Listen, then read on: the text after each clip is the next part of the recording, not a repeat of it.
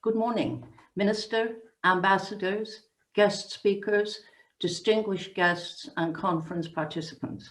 As President of the Royal Irish Academy, it is my very great pleasure to welcome you to the 40th Royal Irish Academy Conference for International Affairs, which is organised by the Standing Committee for International Affairs, chaired by Professor Andrew Cottey from UCC and supported by the Department of Foreign Affairs and Trade. The International Affairs Conference is one of the Academy's annual flagship events, and the theme of this conference, International Politics in Times of Risk and Uncertainty, the COVID-19 crisis and beyond, is not only topical and timely, but it is also of immediate import as the COVID-19 pandemic has posed a fundamental new challenge to humanity and complicated an already unstable international situation. Nationally, regionally, and globally, governments and international organizations face complex questions about appropriate responses to the pandemic and about their ability to mobilize the political will, public support, and resources necessary to address this conference effectively. Today's panels will examine these themes from the perspectives of global issues, regional perspectives, policy and rights, and examples linking issues from global to local. I would like to take this opportunity to congratulate and thank the Academy's Standing Committee for International Affairs for once again organising this conference and for assembling such an impressive panel of distinguished speakers. Special mention is due to the conference organising subcommittee with Andrew Cottey, Pádraig Carmody, member of the Royal Irish Academy, Etienne Tanham and Colin Rafter. I would also like to acknowledge the work of the Academy staff, William McNamara and Sharon O'Connor. We are, of course, particularly grateful to the Minister for Foreign Affairs, Mr. Simon Coveney, for taking time out of his busy schedule to develop the keynote to this conference and for taking part in the audience question and answers afterwards, which will be chaired by Professor Andrew Cottey. As you know, Minister, the Academy's relationship with the Department of Foreign Affairs and Trade is close and well established. With this conference and the Academy's research project documents on Irish foreign policy, and this year a new cooperation on the Columkill commemorations. We look forward to continuing that close relationship.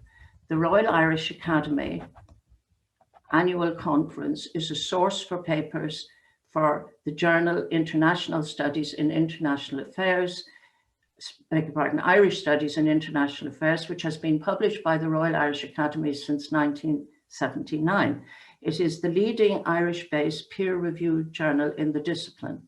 It is usual that the Academy hosts the launch of the journal in Ivy House directly following the conference, and this evening, issue 31 would have been launched in Ivy House. We look forward to the time when that will be possible again.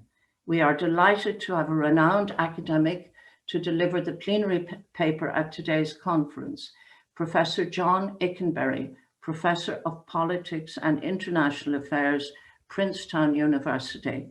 Perhaps under other circumstances, we mightn't have had Professor Ikenberry, but he is available to us online and has presented us with a great opportunity today.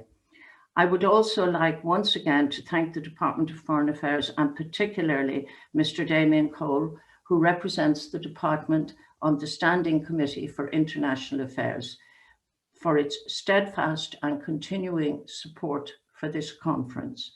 Now, Minister, I would like to hand over to you. I give the floor to you, Minister for Foreign Affairs and Trade, Mr. Simon Coveney, to deliver your keynote address. Thank you very much. Thank you very much, Mary, and President, of course, and members of the Royal Irish Academy, distinguished guests. It's always a pleasure to deliver this speech at the Royal Irish Academy's annual conference. When I delivered my RIA speech virtually this time last year, I certainly had not anticipated that I would again this year be speaking to you online rather than in person. As we move into a new phase, though, of the COVID crisis and the rollout of vaccinations accelerates, I certainly look forward to visiting the RII again in person as soon as possible, and I certainly hope that we can ensure that we don't have to give this speech virtually again this time next year. The title of this year's conference is apt and very relevant. We're living with uncertainty unimaginable just 18 months ago. COVID-19 has shown us how connected and how vulnerable to global crises and risks we really are. The pandemic has acted in many ways as an accelerator of change. It has surfaced weaknesses in our multilateral systems. Alongside this, the dynamics of geopolitics are shifting. Climate change, environmental degradation, and the continuing scourge of poverty, and the knock-on consequences in terms of migration drive far-reaching political, economic, and security challenges. Technology is transforming societies around the globe at the same time. It's fair to say that we are in an inflection point in the international political system. Our role as an elected member of the UN Security Council, as a staunch advocate for multilateralism, means we must play our part in addressing the many risks that we face globally. That is both our responsibility as well as our opportunity. For Ireland, as a small state, our values remain constant. The rules-based international system with the UN and key multilateral institutions at its heart provides the best way, indeed, in my view, the only way to protect our interests. The Global Ireland Strategy sets out our priorities and charts our way forward to 2025. It sets out an ambitious roadmap to double Ireland's global impact, and I am determined to deliver on its enormous potential. Three interlinked principles underpin the implementation of the Global Ireland Strategy in a world that is being transformed by COVID-19. These principles are partnership, sustainability, and innovation. They've helped us navigate the turbulent waters of a fast-changing international environment, and as lighthouses guide sailors, they will continue to illuminate our course away from peril post-COVID. Let me take you through each of them in turn. Partnership was a major theme of Ireland's Security Council election campaign. We believe in working with others to confront common challenges and to achieve common goals. We do this through the European Union, through the United Nations, through the OSCE, and other multilateral organizations through which we pursue our foreign policy. We also do it in the strong bilateral partnerships we have forged with countries all around the world and through our long-standing development programs as well. The government has set out clearly our priorities for our time on the UN Security Council. We want to help build peace, including through improving UN peacekeeping and peacekeeping mandates. We want to strengthen conflict prevention by investing in early warning and addressing the factors that lead to conflict in the first place. We also want to ensure accountability. Grave breaches of international humanitarian and human rights law must be called to account, and Ireland must be fearless and at times courageous in calling out sometimes countries that we're friendly with in terms of actions that they've taken. These broad principles guide our work on the Council. In a number of areas, we're also making a distinctive contribution as chair of subsidiary bodies or as a pen holder on specific files. We have a focus on the Horn of Africa as chair of the Somalia Sanctions Committee, and also through our work to highlight the crisis in the Tigray province of Ethiopia, which Ireland really has led on in the Security Council. I'm proud that just last week, Ireland led a negotiation which saw the Council agree for the first time to call for unfettered humanitarian access in Tigray and a scaled-up humanitarian response. The Council also called for an end to the human rights abuses there and through investigation of violations, in particular, those against women and girls. This is the kind of important outcome that Ireland can and will deliver through partnership on the Security Council. We're also working to uphold the Iranian nuclear agreement, the JCPOA, as facilitator for UN Security Council Resolution 2231. I visited Iran in March and met with President Rouhani and Foreign Minister Zarif. It was the first time in 20 years that an Irish foreign minister had been to Tehran. I told them that I believe there is a historic window of opportunity to return to dialogue and agree a path back to the agreement, and that Ireland is ready to support and facilitate these efforts in line with our Security Council role. I'm also in touch with my US and EU colleagues on the issue, and I welcome the talks that are taking place in Vienna this month. Ireland will be re-establishing our diplomatic presence in Tehran shortly, followed by a full embassy in 2023. You don't always have to agree with countries on foreign policy in order to set up a significant diplomatic presence in their countries. In fact, often it makes sense to have a presence in the countries that you're trying to understand or persuade to take a different path. Along with Norway, we are co-penholder on the challenging Syrian humanitarian file, and we are determined to improve humanitarian access in that country which has suffered so much from 10 years of conflict. I've addressed the Security Council on this crisis on a number of occasions, and recently I visited the Bab al-Hawa crossing, where emergency humanitarian aid is channeled to 2.7 million people in the Idlib province of Syria. Speaking with Syrian and international NGOs and UN agencies working in northwest Syria brought home to me the sheer human misery that results from war and conflict, and how the Security Council's role is so vital to ensure humanitarian access and ultimately an end to that conflict.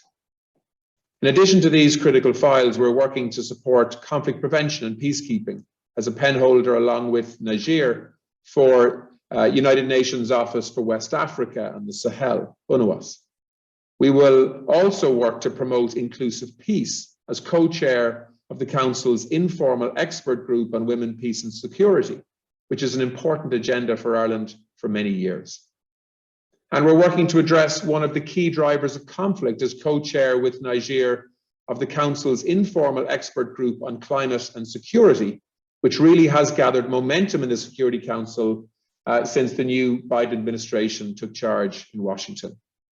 During our campaign for election to the Council, we committed to prioritize climate and security during our tenure, and we are doing just that. We're playing a leading role in this area, highlighting the fact that climate change can exacerbate instability and insecurity in vulnerable communities, leading to conflict. This is a new focus for the Security Council, and we are determined to ensure that the inclusion of climate in Security Council discussions and actions to strengthen conflict prevention and support is very much evident in our peace-building efforts. The United Nations and its agencies are also at the forefront of the global response to the COVID-19 pandemic, as we all know.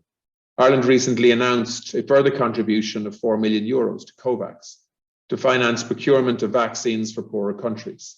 Ireland will also contribute an additional €1 million to the World Health Organization to support their oversight of the COVAX mechanism, ensuring both fairness and transparency.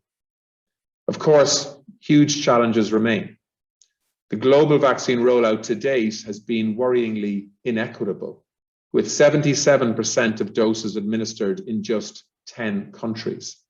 As a percentage of total population, only 1% of people in Africa have received a dose of vaccine, compared to 21.5% in Europe and 36.5% in North America. Access to vaccines must include those living in conflict-affected areas. In February, I participated in the Security Council open debate on ensuring equitable access to COVID-19 vaccines in contexts affected by conflict and insecurity. To enable vaccine rollouts, we must invest in global health, strengthen healthcare systems, and ensure humanitarian access.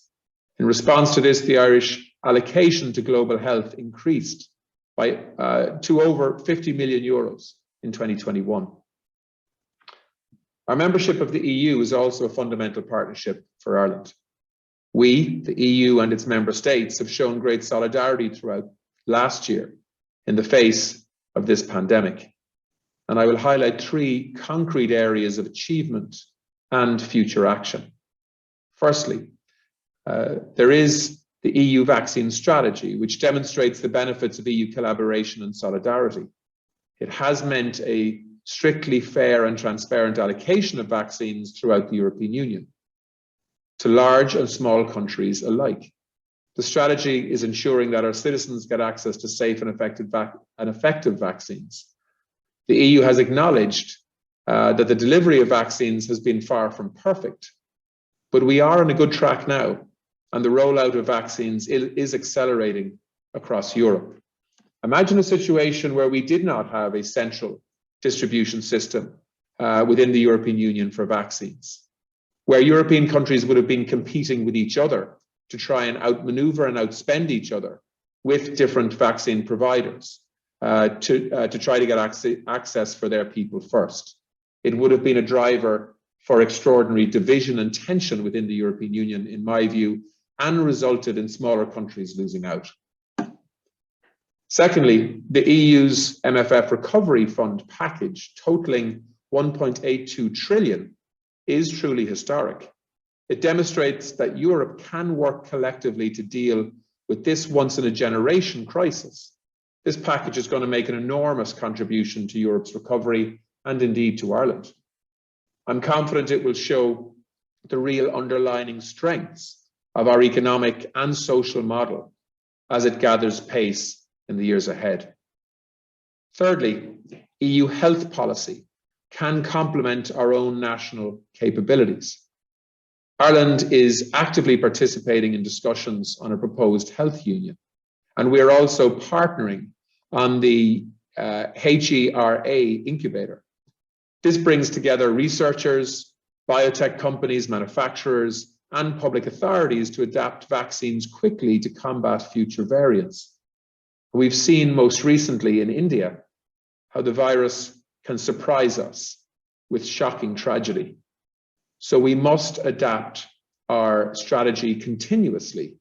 And of course, the European Union is so much stronger when it acts together and pools resources than acting as individual member states. As we address these urgent global challenges, our bilateral partnerships are more important than ever also. Not least our partnership with our closest neighbour, the UK.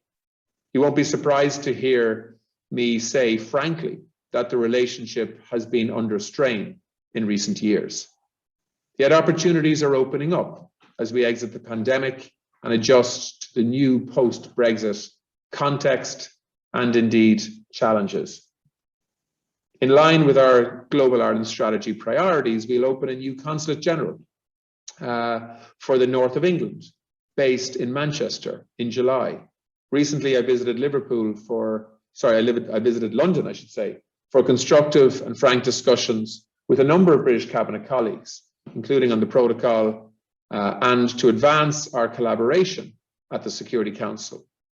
We're working hard to renew the Ireland-UK relationship. Collaboration on climate change, on the climate change agenda and on a green recovery will be at the heart of that work in the coming years, and of course in the coming months in the build-up to the COP in Glasgow. The United States is a close and vital political and economic partner to Ireland, of course, as well. We have a strong bilateral partnership based on shared values and extraordinary people-to-people ties. These close ties with the US mean that we are very well placed to enhance the connections between the US and the EU. We are working intensively with the Biden administration on issues from strengthening global health security to climate change to key foreign policy issues in many areas. Ireland will also intensify its partnerships with other countries and regions.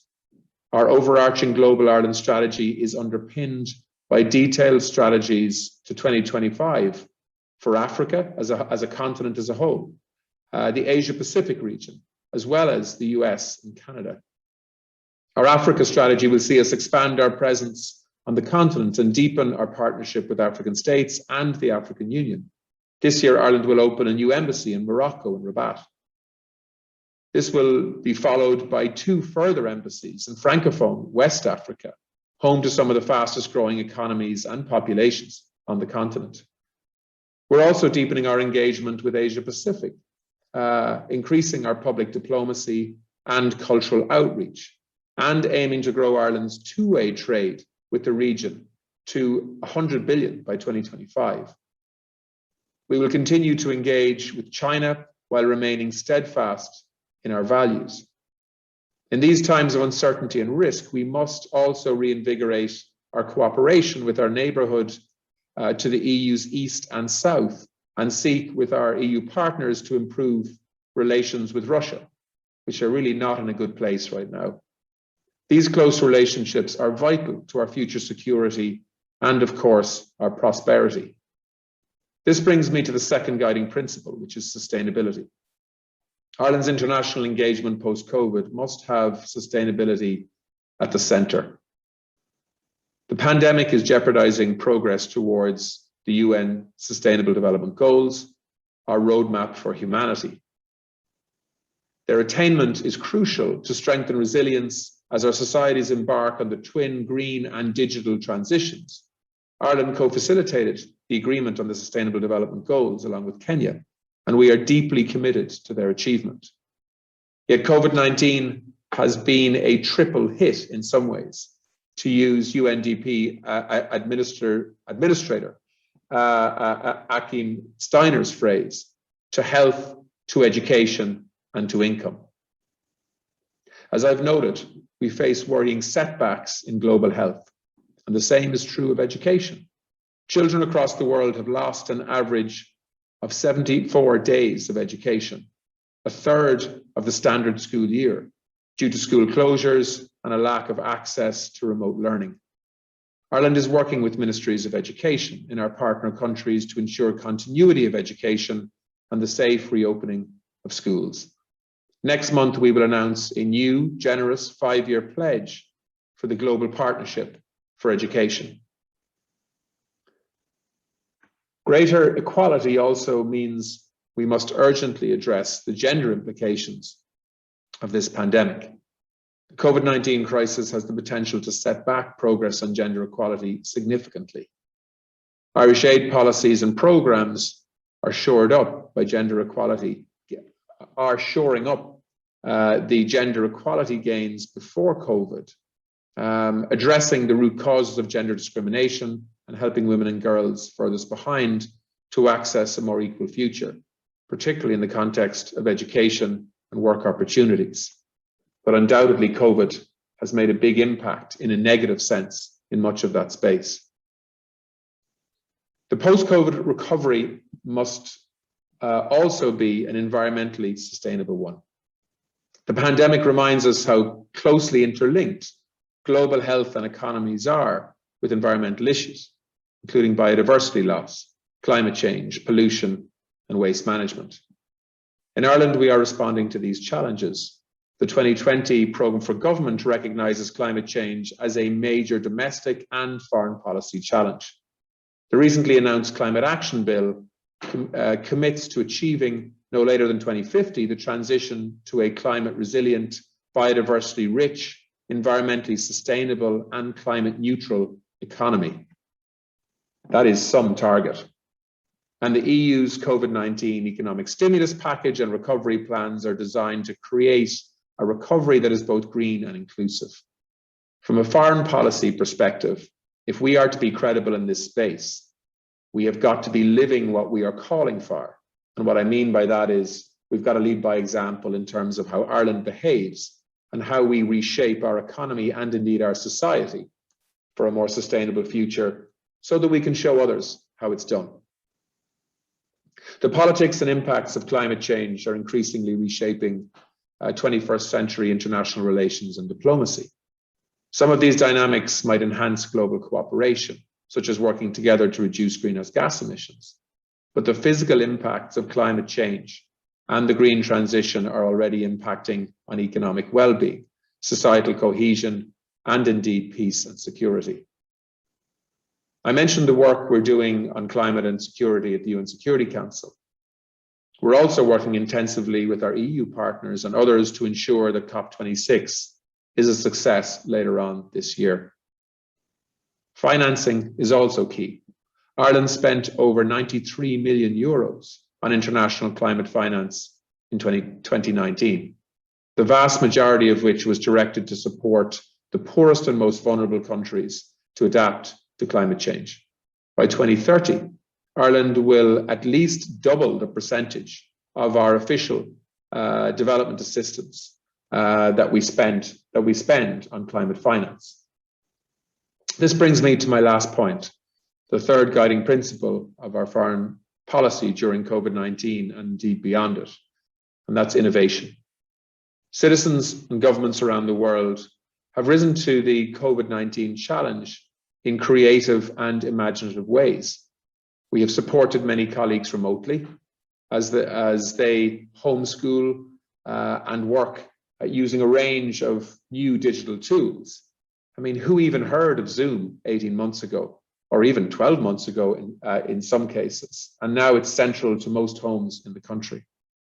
Businesses have innovated and adapted, producing critical products and vaccines to tackle the pandemic or move their business models online. Government and EU work has adapted quickly too. Some Foreign Affairs Council meetings and many other international meetings have moved online. This year, 80 Irish missions hosted digital St. Patrick's Day celebrations. We developed new ways of reaching out to our diaspora communities and international partners. We put a video out online over the 48 hours around St. Patrick's Day, and almost 3.5 million people around the world watched it. When the pandemic is over, our new digital tools will continue to serve us. There is huge value in face-to-face meetings for relationship building and negotiating delicate compromises and building trust, which is needed for international politics. But the online element, the online element won't replace our in-person efforts, but it will complement and reinforce them and allow us to reach out and do things that we simply weren't able to do before. COVID-19 has accelerated the digitalization of our societies and economies. Technology is now a driver of geopolitical change. We must be vigilant and active in countering threats such as disinformation, which undermine our democracies. But innovation, including new technologies, also bring capabilities and opportunities to create a more equitable and greener future. In conclusion, I'm reminded of a quote from one of Ireland's most celebrated novelists, Enda O'Brien, who is now 90 and has seen many a crisis over the years. And he says, in a way, winter is the real spring, the time when the inner things happen, the resurge of nature. How we act during and immediately after this pandemic will have important repercussions for all our futures. The 2020s will be a critical decade as the twin forces of climate and technological change press upon humanity in unpredictable ways that we need to be careful of and we need to be thinking about and planning for. In partnership, the international community can lay the foundation now to emerge from this dark crisis, greener, more equal, and more innovative than before. So I thank you all for your attention, and I wish you every success in your important discussions during the day. And of course, I look forward to your questions. And I look forward as well, I hope, to meeting many of you in person in the months ahead. Thanks very much, Mary. Thank you very much, Minister. I'm Andrew Cotty. I'm chair of the Academy's Standing Committee on International Affairs, and I'll chair the Q&A session, which the Minister has very kindly agreed to take.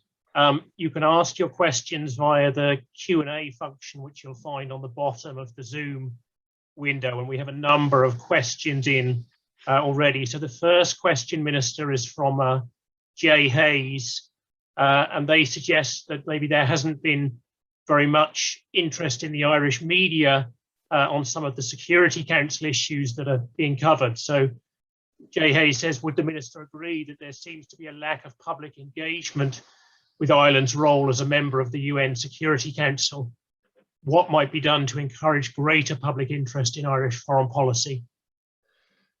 Yeah, look, I mean, I think that's a very fair comment, but I think we got to be realistic too. You know, when we're living through a pandemic, when people are dying every day, when people are living under extraordinary restrictions, it's really hard to get space for almost any other stories, and that goes for other issues as well. You know, even the issues around Brexit and the protocol and all of the tensions that has been causing, and the polarizing impact of it in Northern Ireland.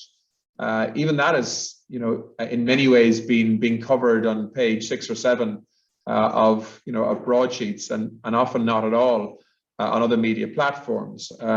So even though what Ireland is doing on the Security Council is hugely impactful and important, and sometimes we do break through. You know, my visit to Tehran, I think, got some coverage. The statement that we got agreed on Tigray in the context of Ethiopia last week got some coverage. But you are right. It's been difficult to get across to the Irish public this both opportunity and responsibility that Ireland has on arguably the most influential multilateral table in the world, which is the UN Security Council and the 15 countries that are on it. But look, in contrast, I think the understanding and coverage outside of Ireland in the international media that covers the UN and the UN Security Council and world affairs, I think is very much noticing Ireland.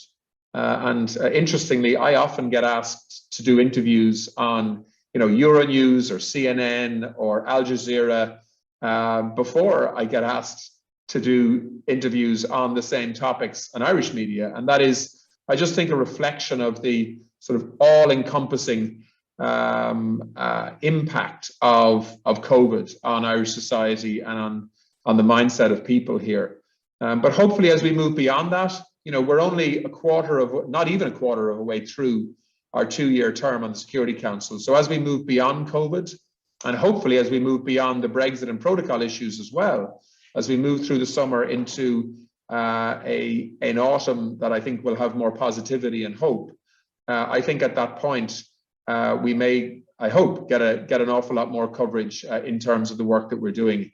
You know, we have a team of, I don't know, close to 45 people in New York who are working flat out to make sure that a small country like Ireland has as big a voice as we possibly can on the international stage through a lot of the roles that we've agreed to take on in the Security Council, which to my mind are absolutely fascinating as a politician, but also hugely important. I mean, if you look at what we're trying to do between now and the end of June on trying to maintain humanitarian access into Idlib in Syria, you know, the consequences of failure there for literally millions of people, many of them children in refugee camps, is very, very significant. If you look at the support role that we play on the JCPOA, I wouldn't like to overplay it because these negotiations are primarily driven now in Vienna by other players. But certainly as a facilitator, I think we've done and will continue to do everything we can to encourage progress there in advance of elections in Iran. If you look at what we're trying to do to give leadership on the climate and security agenda within the Security Council, where certainly 12 of the 15 members now, I think, really do accept that climate is a major driver of instability and therefore conflict. And you know, you see what we managed to create in terms of consensus around Tigray last week as well.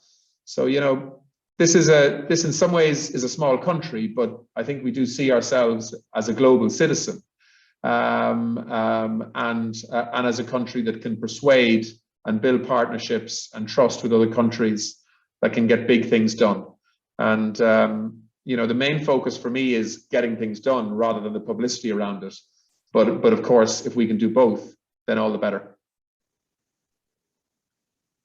Thank you, Minister. In your speech, you mentioned the challenges of vaccine rollout in the developing world and supporting that. And there are a number of questions which have come in on that. Audrey Carmody, who's a member of the Royal Irish Academy and a colleague of mine on the International Affairs Committee, asks, what do you think are the biggest obstacles to a more equitable global vaccine rollout? And then a related question from Dr. David Njeri. You've highlighted Irish multilateral engagements toward promoting global vaccine equity through COVAX. Is Ireland pursuing any bilateral efforts with countries in Africa in this direction? Yeah, I mean, the temptation, of course, is to help and assist countries that we know and have partnerships with already. I think the strong advice is that if we can, as we look to make vaccines available to other parts of the world who can't compete in terms of financial capacity or distribution systems or manufacturing capacity, the advice is that we should try to pool our resources collectively within the European Union, because that's the most effective way of doing this. If Ireland tries to replicate some of those systems in terms of its bilateral relationships, I'm told that that's a far less efficient way of impacting, particularly on large populations. So most of what we're doing, I think, will be through a collective EU effort and through the COVAX system. I hope that in the not too distant future, Ireland will be able to make strategic decisions about sharing vaccines that are available to us. I hope also, as we move through the summer, we may have surplus supplies of vaccine that we can share with other parts of the world. But even in advance of having surplus, I'd like the government to be confronted with a discussion around whether we have a moral obligation to share some of the resources that we have in terms of access to vaccines, even before we're in the space of having surplus availability.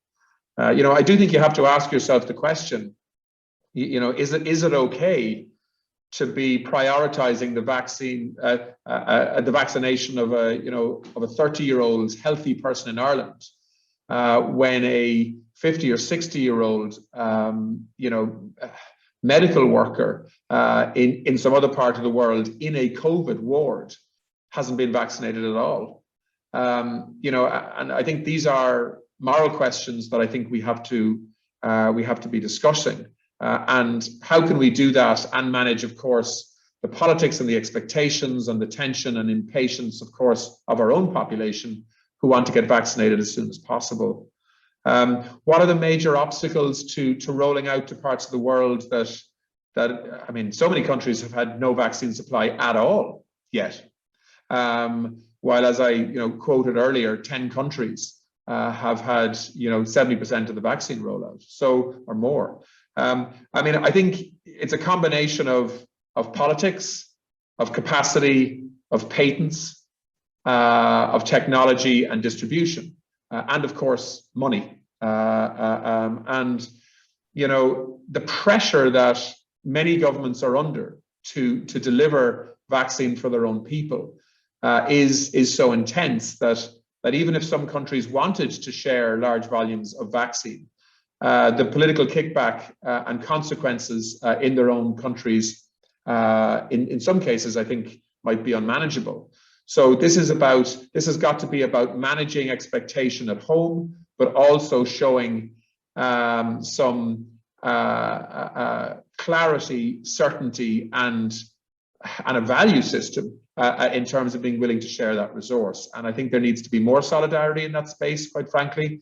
Some people use the analogy of, if you lose oxygen in an aircraft, you put your own face mask on first, but before you put your children's on, so that actually, you're acting from a position of strength.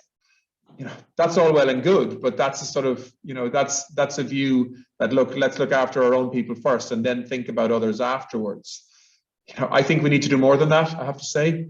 I think on the patent and intellectual property arguments, I do not believe it is morally acceptable for patents or intellectual property to be slowing down the manufacturing capacity in certain countries of safe vaccines.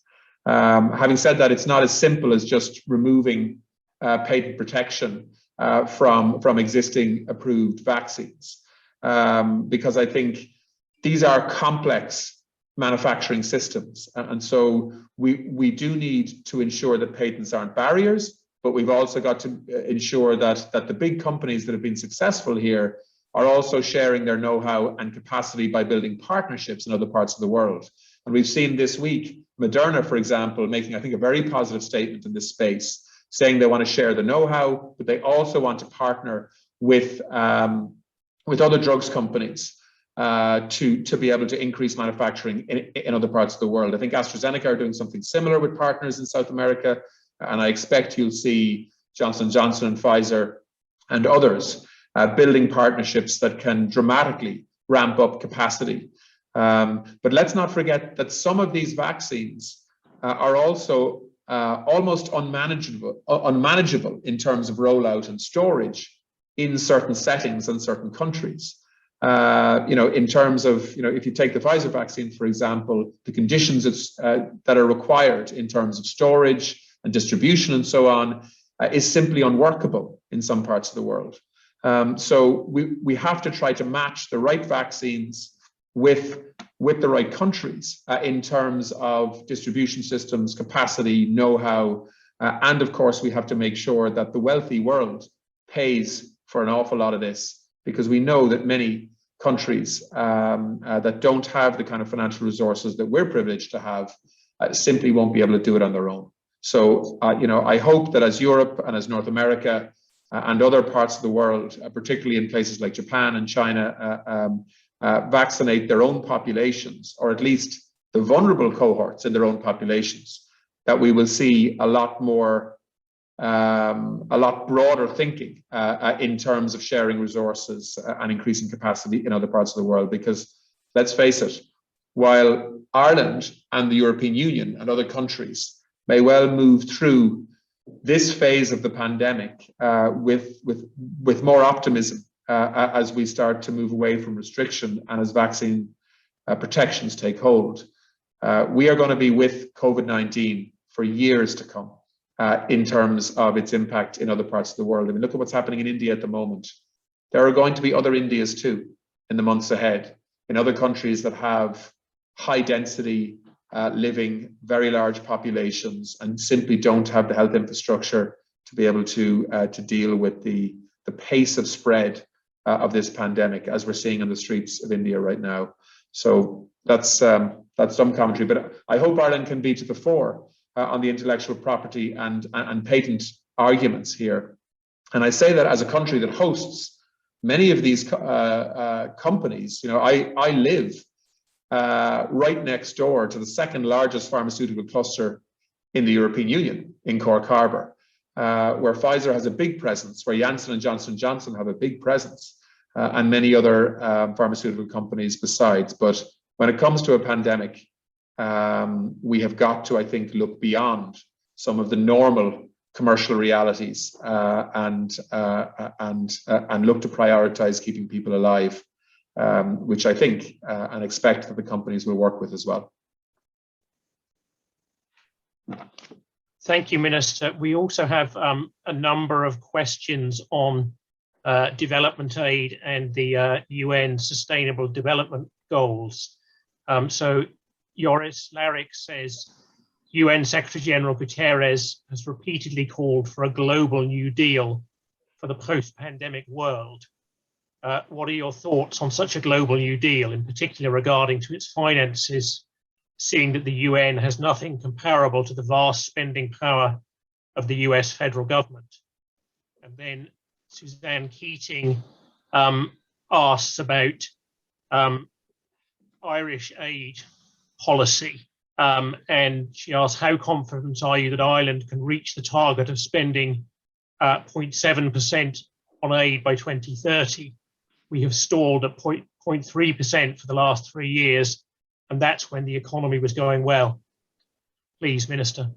Yeah, very happy. I mean, to answer both of those questions, I mean, they are kind of interlinked. You know, when Secretary General Guterres talks about a new deal on global development and aid, he's basically talking about countries committing more money, which is what's needed.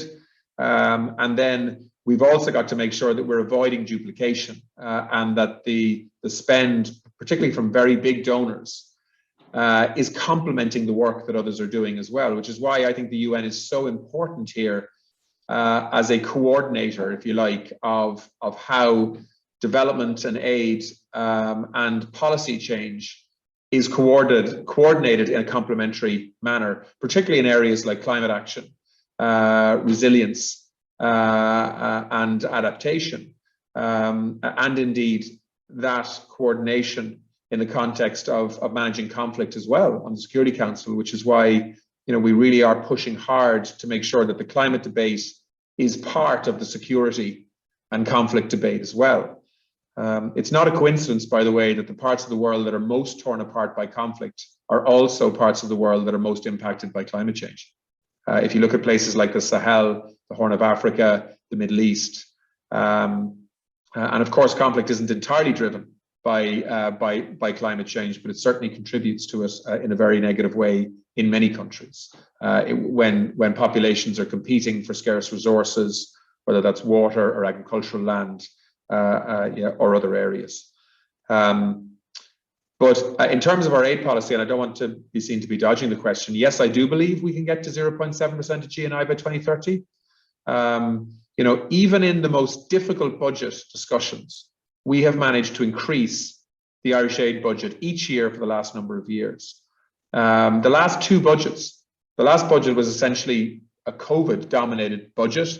The budget before was a Brexit-dominated budget. Both of them were emergency budgets, effectively. And in both, we managed to get credible and quite significant increases in the aid budget. And the budget before that, when we didn't have the complexity of a Brexit response or a COVID response, we increased by 125 million euros in 1 year the development aid budget. So, you know, I hope for people that that's a signal of intent in terms of what I want to try to do.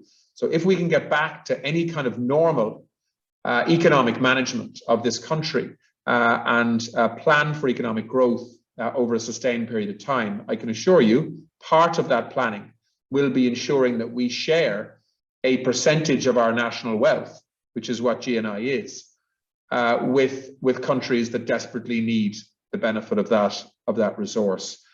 So, you know, ironically, actually, when our economy is growing quickly, even if we're increasing the net amount that we're spending, it's quite hard to keep pace with the need to increase the percentage of GNI as well.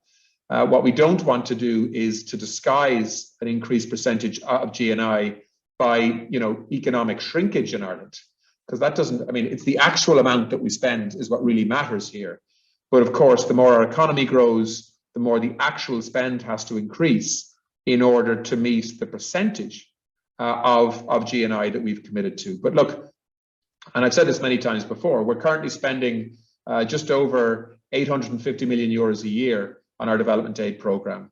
We need that figure by 2030 to be well over 2 billion a year if we're going to be at the 0.7% figure. So that is effectively increasing it threefold. That's a big challenge. That's why we've written it into the program for government that we have to deliver on that. And we have, I think, all party agreements. So whatever government comes next, whether I'm part of it or whether I'm not, I hope we'll be committed to that pathway, which will see incremental and at times significant increases annually of our overall aid budget. So in some ways, we're ahead of the UN on this. There are very few countries in the world that are increasing their aid budgets annually, as we're committing to do. Unfortunately, our closest neighbour has made some very negative decisions in this space to move in the other direction. Hopefully, over time, that will change because the UK, in many ways, has been an international standard bearer in terms of development aid contributions for many years. So look, hopefully that's a commitment that you'll be quoting me on in the years ahead, and hopefully I'll be delivering on as well. But these things aren't easy when ministers are competing for resources. But I think I have a lot of support in the Taoiseach Ó Taoiseach and the Minister of the Green Party in this government, which I think will help us to deliver on that promise as we move through budgets in the years ahead. Thank you, Minister. If the Minister doesn't mind, we've maybe time for one final question. And obviously, the Israeli-Palestinian conflict has been a long-standing concern of Irish foreign policy and a long-standing issue on the Security Council agenda. Our long asks, what is our policy and objective for Israel to improve the citizens' rights and equal participation of Palestinians? Yeah, I mean, ironically, actually, after this call, I'm speaking to Riyad Maliki, who's the Palestinian Foreign Minister, and we speak every few months. There are rumors circulating at the moment that the Palestinian elections may be postponed or called off for now. I hope that's not going to happen, but I think there's a good chance that it might. Of course, it's also been unhelpful that we haven't got positive signals from Israel in terms of facilitating elections in East Jerusalem. There's also been tension in terms of reconciliation within Palestinian factions and parties. We've seen an International Human Rights Watch report published this week, which is somewhat controversial, but certainly I think shines a spotlight on a lot of the ugliness of occupation in the West Bank and the consequences for Palestinian populations of that occupation. Ireland has for a number of years now been a very outspoken critic of settlements in the West Bank and the expansion of many of those settlements, some of them in strategic locations, making a two-state solution in the future more and more difficult as a viable hope and proposition. So yeah, I mean, I am, and the government is, and Irish people are deeply interested in this conflict and finding a way towards a negotiated peace that can result in two separate, secure states that respect each other and have each other's security concerns addressed. But we're a long way from that right now. We don't have an Israeli government after an Israeli election. We may see Palestinian elections put off, and we haven't had Palestinian elections for a very long time. And we see continuing decisions being taken to expand illegal settlements in the West Bank. We see continuing demolitions of property that should not be happening, and continuing tension linked to all of that. So, we want to work with this new US administration in particular, but also with other EU member states and with the European Commission to try to be a force for progress and tolerance and equality of esteem in terms of which is an Irish peace process term between Palestinians and Israelis in terms of future negotiations that are needed. But there's a lot of work needed in this space, and I look forward to traveling back to the Middle East to be involved in that if I can be. We want a good relationship with both Palestine and with Israel. And we want to work with both to try to get a peace process moving forward.